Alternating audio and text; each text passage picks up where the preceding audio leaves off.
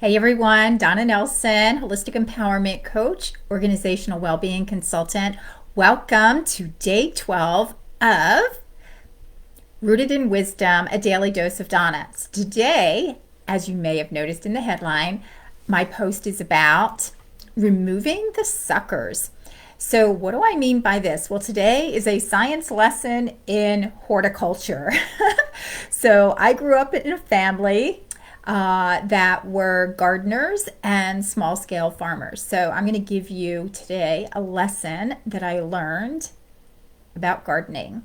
But first, whether you want to up your game in business, have better relationships, make more money, and have more abundance in all areas of your life, improve your mental, physical, and emotional well-being, or feel more spiritually connected in your journey to wholeness, you need to get there and on your journey with a foundation that is rooted in wisdom of science and soul. So that's what these broadcasts are about each day. So hop back for a few minutes of science and soul. So as I mentioned, today is a horticulture lesson in gardening.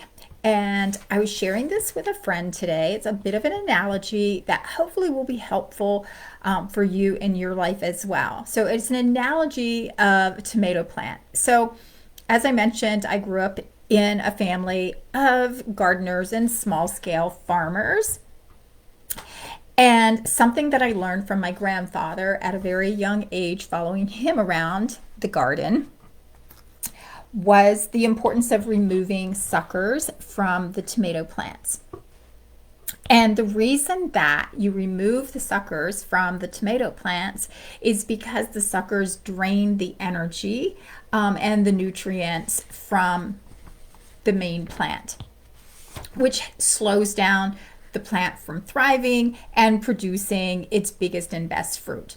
So the sucker, I'll show you if you don't even know what this is, but the sucker grows between the two primary stems. My marker's not working. So it's this kind of third stem that grows in the middle, if you can see that. And so it's called a sucker because it drains, it's not necessary, and it can drain the nutrients and affect, as I said, the quality and the size of the tomatoes. And so to remove it, my grandfather would show me, you reach right down to the base in the middle of those 2 points and then just snap it off. So I often use this as a relevant metaphor for my own life. So if we think about those people, places, and things that are sucking our resources and our energy, right?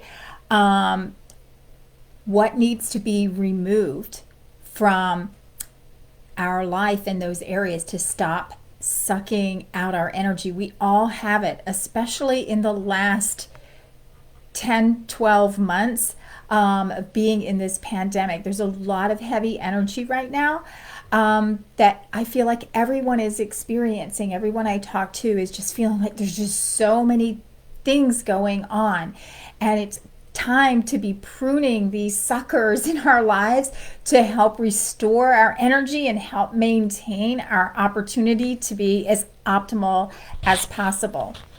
So there's where you are and there's where you're going. And in the middle, between those 2 points, there's your suckers that are draining your energy, pulling resources. So you need to snap off those suckers so that you can optimize your potential, your clarity, your energy level, all of those things. So what are the suckers that you need to remove? I'd love to hear your comments. That is my wisdom for today. See you tomorrow.